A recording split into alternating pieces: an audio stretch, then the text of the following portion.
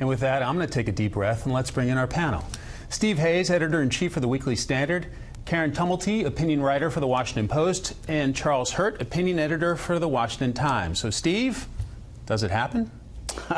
I think there will eventually be some kind of a summit. I don't know if it'll be a Trump-Kim face-to-face summit. I don't think it's likely to happen in the coming months.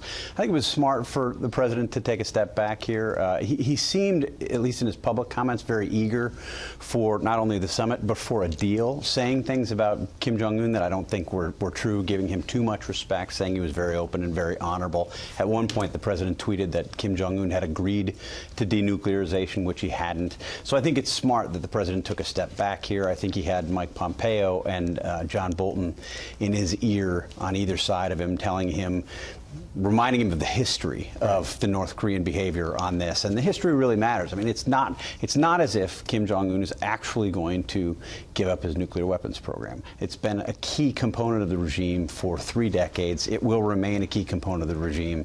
And anything has to start with that premise, I think. Speaking of presidential tweets, we have one here. Let's take a look.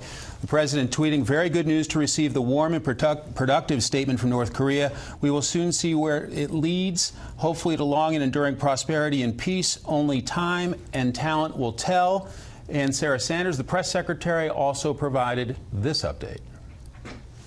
As the president said this morning, certainly we'd like to have a meeting, but the president's not just looking to have a meeting. He's not looking for just a cheap political stunt.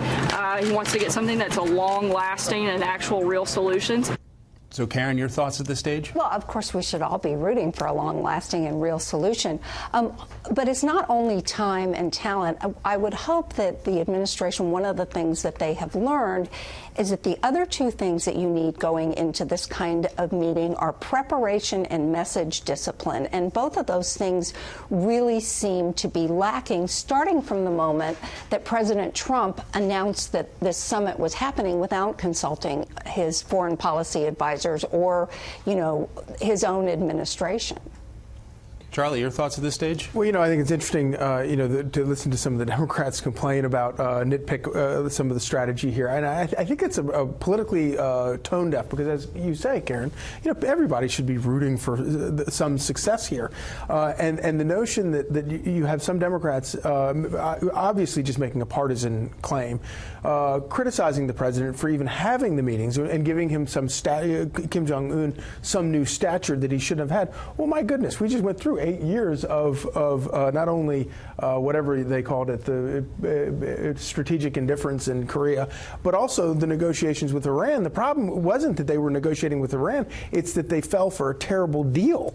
And of course, John Kerry, during that time, was so desperate to get a deal, he practically moved in with the foreign minister of Iran and wound up with a really, really bad deal. And so that's the problem there. And so I think that to sit back now and have Democrats almost gleeful when the talks got called off,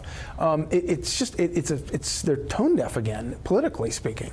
Was some of this the art of the deal at work, essentially? You saw the president pull out yesterday, and then North Koreans last night around noontime were saying, oh, wait a minute, we'd still like to talk. I think the president at least deserves some running room here for it being exactly that. And to have, somebody like Bob Menendez lecturing Mike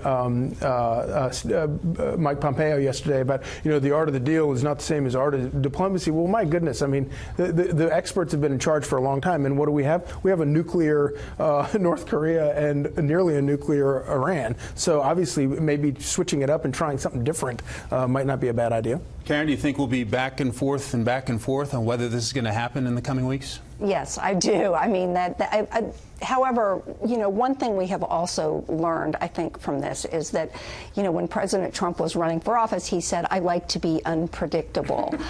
He has, I think, discovered that you can overdo unpredictability as well. Steve, we've seen a bit of a dynamic of Mike Pompeo perhaps being the good cop in these negotiations, and then John Bolton behind the scenes perhaps being the bad cop. Is that your read of things?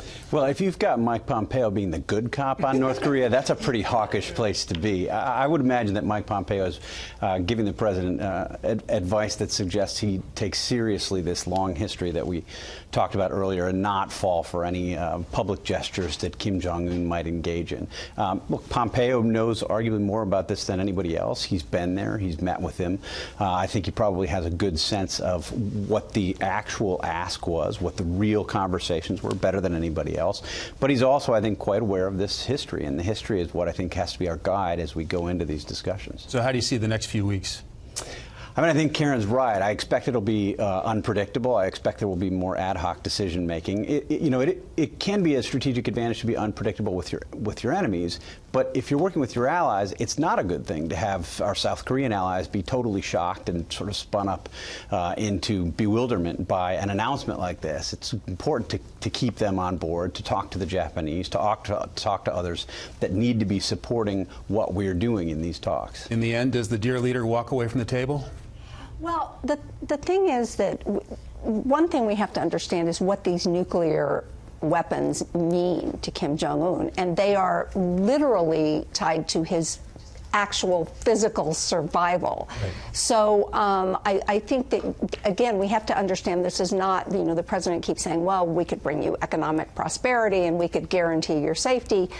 Kim Jong-un knows he's got a guarantee of his personal safety, and those are those nuclear weapons. Charlie, briefly, do you expect a result? Yeah, I do think that they will. It may not be on the date that they predicted, but I do predict that there will be some kind of meeting.